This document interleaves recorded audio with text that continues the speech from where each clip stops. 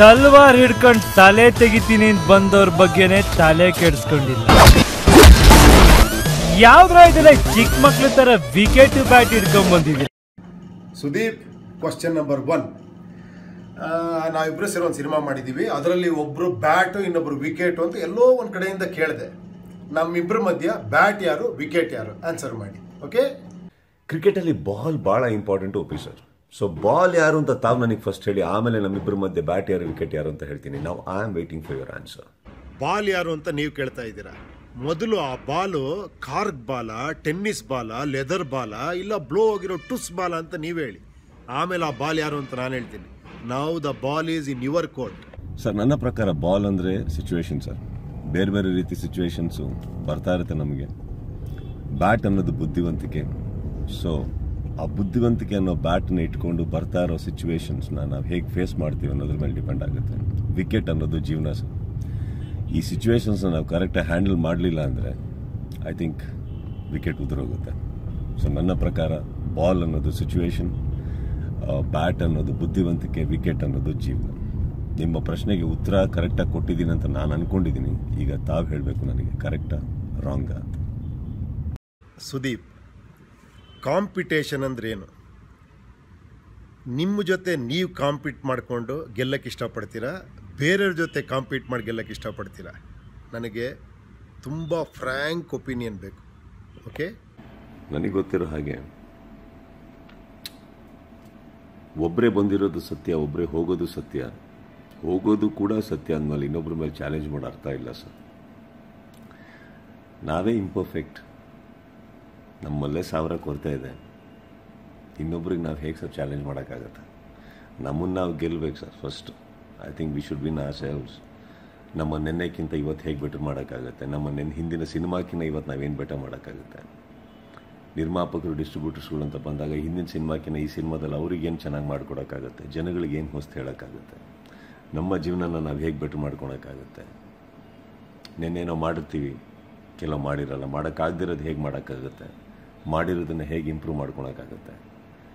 I think ಇಂಪರ್ಫೆಕ್ಷನ್ಸಲ್ಲಿರೋ ನಾವು ಆದಷ್ಟು ಸರಿಯಿರೋ ಪ್ರಯತ್ನ ಪಡೋದೇ ಒಂದು ದೊಡ್ಡ competition sir. I think for me competition is all about me. I need to become better. I need to become a better human. I need to become a better actor. So my challenge is for myself always. ನನ್ನ ಹಿಂದಿನ ದಿನಕ್ಕೆ ನಾನು ಹಾಕೊಳ್ಳೋ ಇವತ್ತಿನ challenge, ಅದೇ ನನಗೆ competition sir, not with somebody else. So ಇದು ನನ್ನ frank answer. Super, ತುಂಬ ಚೆನ್ನಾಗಿ ಆನ್ಸರ್ ಮಾಡಿದ್ದೀರಾ. ಆದರೂ ಕಲೆ ಇಲ್ಲದ ಕಲೆ ಇಲ್ಲ ಕಾಂತ.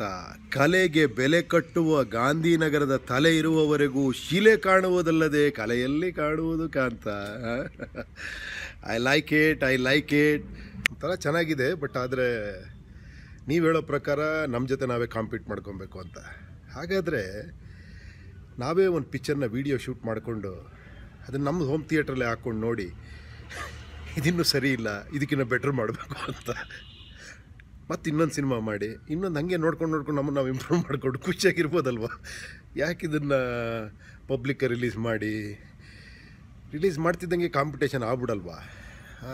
ಕಾಂಪಿಟೇಷನ್ ಅಂದರೆ ಇನ್ನೊಬ್ಬರ ಜೊತೆಲಿದ್ರೆ ತಾನೇ ಕಾಂಪಿಟೇಷನ್ನು. ನನಗೆ ಸ್ವಲ್ಪ ಕನ್ಫ್ಯೂಷನ್ ಇದೆ, ಸ್ವಲ್ಪ ಕ್ಲಾರಿಟಿ ಕೊಡ್ತೀರಾ? ಇಷ್ಟೊತ್ತು ನಾನು ಯೋಚನೆ ಮಾಡ್ತಾ ಇದ್ದೆ, ಉಪೇಂದ್ರ ಅವ್ರು ಯಾಕೆ ಆ್ಯಕ್ಚುಲಿ ಒಂದು ತರಲೆ ಪ್ರಶ್ನೆ ಕೇಳಿಲ್ಲ ಅಂತ. ಯಾಕಂದರೆ ನಿಮ್ಮ ಮುಖದ ಮೇಲಿರೋ ನಗುನೇ ಹೇಳುತ್ತೆ ಎಷ್ಟು ತರಲೆ ಪ್ರಶ್ನೆ ಇದೆ ಅಂತ. ಬಟ್ ಆದರೂ ನಾನು ಉತ್ತರ ಕೊಡ್ತೀನಿ ಇದಕ್ಕೆ. ಸರ್, ನಾವು ಕಲಾವಿದರಾಗಿರೋದೇ ಕಲೆನ ಮೆಚ್ಕೊಂಡು. ಇಲ್ಲಿ ನೋಡಿ, ಎಲ್ಲ ಸಾಧನೆ ಮಾಡಿರೋಂಥ ವ್ಯಕ್ತಿಗಳಿಲ್ಲಿದ್ದಾರೆ. ಇಂಥದ್ರಲ್ಲೂ ನಮ್ಮದೊಂದು ಫೋಟೋ ಬಿಡಬೇಕು, ನಾವು ಏನೋ ಸಾಧನೆ ಮಾಡಬೇಕು, ಜನಗಳನ್ನ ಸಂಪಾದನೆ ಮಾಡಬೇಕು ಅಂತ ಸರ್, ಅದಕ್ಕೆ ಕಲಾವಿದರಾಗಿತ್ತು. ಬಟ್ ಹಾಗಂದ್ಬಿಟ್ಟು ಜನಗಳನ್ನ ಸಂಪಾದನೆ ಮಾಡೋಕ್ಕೆ, ಸಾಧನೆಗಳನ್ನ ಮಾಡೋಕ್ಕೆ ಇನ್ನೊಬ್ಬರಿಗೆ ಚಾಲೆಂಜ್ ಮಾಡಿನೇ ನಾವು ಆಗಬೇಕಾಗಿಲ್ಲ, ಕಾಂಪೀಟ್ ಮಾಡಿನೇ ಆಗಬೇಕಾಗಿಲ್ಲ ಅನ್ನೋದು ನಂದು. ಈಗ ನೋಡಿ, ಇನ್ನೊಬ್ಬರು ಗೆಲ್ಲೋದ್ರಿಂದ ನಾವು ಸೋಲಲ್ಲ, ಇಲ್ಲ ಅವ್ರು ಸೋಲೋದ್ರಿಂದ ನಾವು ಗೆಲ್ಲಲ್ಲ. ನಾವು ಗೆಲ್ಲೋದು ನಮ್ಮ ಶ್ರಮದಿಂದ, ಸೋಲೋದು ನಮ್ಮ ತಪ್ಪಿನಿಂದ. ಸೊ ಅದೇ ನಾನು ಹೇಳಿರೋ ಕಾಂಪಿಟೇಷನ್ ಅಂದರೆ. ಇಲ್ಲಿ ನಾವು ಹೋಮ್ ಥಿಯೇಟ್ರಲ್ಲಿ ಹಾಕ್ಕೊಂಡು ನಮ್ಮ ಪಿಕ್ಚರ್ಗಳನ್ನ ನೋಡ್ಬೋದು, ವಿಚ್ ವಿ ಡೂ. ಬಟ್ ಸಾಧನೆ ಬರೋಲ್ಲ ಸರ್. ಅವಾಗ ಕಲಾವಿದರಾಗಿ ಉಪಯೋಗ ಇಲ್ಲ. ನಾನು ಆ ಪರ್ಸ್ಪೆಕ್ಟಿವಲ್ಲಿ ಮಾತಾಡ್ತಾ ಇದ್ದೀನಿ. ಆ್ಯಂಡ್ ನಾವು ಸಾಧನೆ ಮಾಡೋದೇ ಜನಗಳ ಮಧ್ಯೆ ಹೋದಾಗ. ಬಟ್ ಕಾಂಪೀಟ್ ಮಾಡಿನೇ ಸಾಧನೆ ಮಾಡಬೇಕಾಗಿಲ್ಲವಲ್ಲ ಸರ್. ಇನ್ನೊಬ್ಬರು ಕಾಂಪಿಟೇಷನಿಂದ ಯಾವತ್ತೂ ನಾವು ಸಾಧನೆಗಳನ್ನ ಮಾಡೋಕ್ಕಾಗಿಲ್ಲ. ಅದು ಒಂದು ರನ್ನಿಂಗ್ ರೇಸ್ ಇರ್ಬೋದು, ಇನ್ನೊಂದು ಸ್ಪೋರ್ಟ್ಸ್ ಇರ್ಬೋದು, ಅದಿರ್ಬೋದು. ನಮ್ಮದೊಂದು ಅದ್ಭುತವಾದಂಥ ಒಂದು ಪ್ರೊಫೆಷನ್ ಇದೆಯಲ್ಲ ಸರ್, ಕಲೆಯಲ್ಲಿ ಕಾಂಪಿಟೇಷನ್ ಬೇಡ ಸರ್. ಕಲೆಯಲ್ಲಿ ಬೇಕಾಗಿರೋದು ಕಲೆ ಮಾತ್ರ. ನಾನು ಆ ದೃಷ್ಟಿಯಲ್ಲಿ ಹೇಳ್ತಾ ಇದ್ದೀನಿ. ಆ್ಯಂಡ್ ಅಫ್ಕೋರ್ಸ್ ನಾವು ಜೀವನದಲ್ಲಿ ಮುಂದೆ ಹೋಗೋದಕ್ಕೆ ಇನ್ನೊಬ್ಬರು ಸೋಲ್ಬೇಕಾಗಿಲ್ಲ, ಇನ್ನೊಬ್ಬರು ಗೆದ್ದು ನಾವು ಸೋಲಲ್ಲ. ಹಾಗೆ ನಮಗೆ ಕಾಂಪಿಟೇಷನ್ ನೆಸೆಸಿಟಿ ಇಲ್ಲ ಸರ್. ಇಲ್ಲಿ ಪ್ರತಿಯೊಬ್ಬರದ್ದು ಫೋಟೋ ಏನೇನು ಬಿದ್ದಿದೆ ಅಲ್ಲ ನಮ್ಮ ಗೋಡೆ ಮೇಲೆ, ನಾನು ಭಾಳ ಇಷ್ಟಪಟ್ಟು ಹಾಕೊಂಡಿರೋಂಥ ದೊಡ್ಡ ದೊಡ್ಡ ವ್ಯಕ್ತಿಗಳು ನಮ್ಮ ಚಿತ್ರರಂಗದ್ದು, ಇವರೆಲ್ಲ ಇಲ್ಲಿ ಬಿದ್ದಿರೋದು ಇನ್ನೊಬ್ರನ್ನ ಚಾಲೆಂಜ್ ಮಾಡಿ ಅಲ್ಲ ಸರ್, ಅವ್ರಿಗೆ ಚಾಲೆಂಜ್ ಮಾಡಿಕೊಂಡು ಒಳ್ಳೊಳ್ಳೆ ಸಾಧನೆ ಮಾಡಿರೋದ್ರಿಂದ ಅದನ್ನು ನಾನು ನಿಮಗೆ ಹೇಳೋಕ್ಕೆ ಇಷ್ಟಪಡ್ತೀನಿ. ಆ್ಯಂಡ್ ಅಫ್ಕೋರ್ಸ್ ನಿಮ್ಮಷ್ಟೇ ತರಲೆ ಉತ್ತರ ಅಂತೂ ನನಗೆ ಕೊಡೋಕ್ಕೆ ಬಂದಿಲ್ಲ, ಅಟ್ಲೀಸ್ಟ್ ಸ್ವಲ್ಪ ಮಟ್ಟಿಗೆ ಹೇಳಿದ್ದೀನಿ ಅಂತ ನನ್ನ ನಂಬಿಕೆ. ಭಾಳ ಚೆನ್ನಾಗಿ ಎಲ್ಲ ಕ್ವಶನ್ಗೆ ಆನ್ಸರ್ ಮಾಡಿದ್ದೀರಾ. ಒಂದೇ ಒಂದು ಪರ್ಸ್ನಲ್ ಕ್ವಶನ್ ನಿಮಗೆ ನೇರವಾಗಿ ಕೇಳಬೇಕು ಅಂತ ಆಸೆ. ಏನಂದರೆ, ನಿಮ್ಮ ಲೈಫಲ್ಲಿ ನಿಮ್ಮ ಆ್ಯಂಬಿಷನ್ ಏನು ಅಚೀವ್ ಮಾಡಬೇಕು ಲೈಫಲ್ಲಿ ಅಂದ್ಕೊಂಡಿದ್ದೀರಾ? ಇದು ಮಾಡಿದ್ರೆ ನಾನು ಸಂಪೂರ್ಣ ತೃಪ್ತ, ನಾನು ಅದನ್ನು ಟಚ್ ಮಾಡಿದೆ ಅನ್ನೋದು ಏನು ನಿಮ್ಮ ಲೈಫಲ್ಲಿ?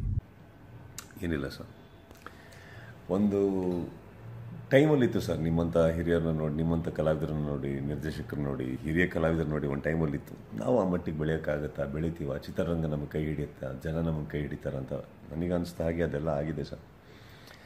ಸಿನಿಮಾ ನಮಗೆ ಕೈ ಹಿಡಿತು, ಜನ ಕೈ ಹಿಡಿಯೋದು ಬಿಡಿ ಅತಿ ಹೆಚ್ಚು ಪ್ರೀತಿ ತೋರಿಸಿದ್ದಾರೆ. ಇದಕ್ಕಿನ್ನ ಇನ್ನೂ ಕೇಳೋಕೆ ಹೋದ್ರೆ ನೀವು ಹೇಳಿದಾಗೆ ನಮ್ಗಿನ್ನ ದೊಡ್ಡ ಬೆಗ್ಗರ್ಸ್ ಯಾರೂ ಇರೋಲ್ಲ ಸರ್. ಆ್ಯಂಡ್ ಆ್ಯಂಬಿಷನ್ ಅನ್ನೋದೇನಿದೆ ಇದಕ್ಕೆ ಎಂಡೇ ಇಲ್ಲ ಸರ್. ಇವತ್ತೊಂದು ಆಸೆ ಇಟ್ಕೊಂಡು ಅದು ಮುಗಿಯೋಷ್ಟ್ರೊಳಗೆ ಇನ್ನೊಂದು ಬೇಕು ಅನಿಸುತ್ತೆ, ಇನ್ನೊಂದೇನೋ ಬೇಕು ಅನಿಸುತ್ತೆ. ಇರೋದು ಉಳಿಸ್ಕೊಂಡು ಹೋಗೋಣ sir. We are already so gifted. ಎಲ್ಲ ಕೊಟ್ಟಿದ್ದಾನೆ ಭಗವಂತ ನಮಗೆ. ಕೊಟ್ಟಿರ್ಬೇಕಾದ್ರೆ ಇದರಲ್ಲಿ ಏನಾದ್ರು ಉಪಯೋಗದ್ದೇನಾದ್ರು ಮಾಡೋಕ್ಕಾಗತ್ತಾ ಮಾಡೋಣ. ಇದ್ರ ಮೇಲೆ ಸಂಪೂರ್ಣ ಅನ್ನೋದು ನಮಗೆ ಬಿಟ್ಟಿದ್ದು. ಖುಷಿ ಇರೋದ್ರಲ್ಲಿ ಹುಡುಕಬೇಕು ಅಂತ ಹೇಳ್ತಾರಲ್ಲ ಸರ್, ಅದನ್ನು ಮಾಡ್ತಾಯಿದ್ದೀನಿ ಅಷ್ಟೇ. And I think I am very very happy that ಈ ಮಟ್ಟಿಗೆ ಬರ್ತೀವಿ ಅಂತಲೇ ಇಲ್ಲಿವರೆಗೆ ಭಗವಂತ ನಮಗೆ ಕರ್ಕೊಂಬರ್ತಾನೆ ಅಂತಲೇ ನಾವು ಅಂದ್ಕೊಂಡಿಲ್ಲ. ಬಂದಮೇಲೆ ಇದ್ರ ಮೇಲೆ ಆಸೆ, ಆಂಬಿಷನ್ಸ್ ಇಲ್ಲ ಸರ್ ನನಗೆ. Of course personally I am a very imperfect person trying to get better. I hope I can. That's it sir. Big ಬಾಸಲ್ಲಿ ನೀವು ನನ್ನ ಕ್ವಶನ್ ಕೇಳಬೇಕಾದ್ರೆ ನಾನು ನಿಮ್ಮ ಕ್ವಶನ್ ಕೇಳಲ್ಲ ಅಂದಿದ್ದಕ್ಕೆ ಈ ಟ್ವಿಟರಲ್ಲಿ ಕ್ವಶನ್ ಕೇಳಿ ಅಂದ್ರಿ. ಅದು ಎಲ್ಲೆಲ್ಲೋ ಹೋಗಿ ಈಗ ಈ ಹಂತ ತಲುಪ್ತಾ ಇದೆ. ನಿಜ ಹೇಳ್ಬೇಕಾದ್ರೆ ತುಂಬ ಖುಷಿ ಆಗ್ತಿದೆ. ಯಾಕಂದರೆ ನಿಮ್ಮ ಮಾತುಗಳು ನನಗೇನೆ ತುಂಬ ಇಂಟ್ರೆಸ್ಟಿಂಗ್ ಅನ್ನಿಸ್ತಿದೆ. ನಾನೇ ಏನೇನೋ ಕಲಿಬೇಕು ಅನ್ನಿಸ್ತಾ ಇದೆ. ನಿಮ್ಮನ್ನು ಫಾಲೋ ಮಾಡೋ ಲಕ್ಷಾಂತರ ಅಭಿಮಾನಿಗಳಿದ್ದಾರೆ. ಈ ನಿಮ್ಮ ಮಾತುಗಳೆಲ್ಲ ಅವ್ರಿಗೆ ಹೆಲ್ಪ್ ಆಗಲಿ ಅಂದ್ಕೊತೀನಿ. ಈಗ ತಾನೇ ಒಂದು ವಿಷಯ ಹೇಳಿದ್ರಿ, ನಾನು ಇಂಪರ್ಫೆಕ್ಟ್ ಪರ್ಸನ್ನು, ನಾನು ನನ್ನ ತಪ್ಪುಗಳನ್ನ ಸರಿ ಮಾಡ್ಕೊಂಡು ಮುಂದೆ ಹೋಗ್ತೀನಿ ಅಂತ. ತುಂಬ ಜನಕ್ಕೆ ಬೇಕಾಗಿರುವಂಥ ವಿಷಯ ಇದು.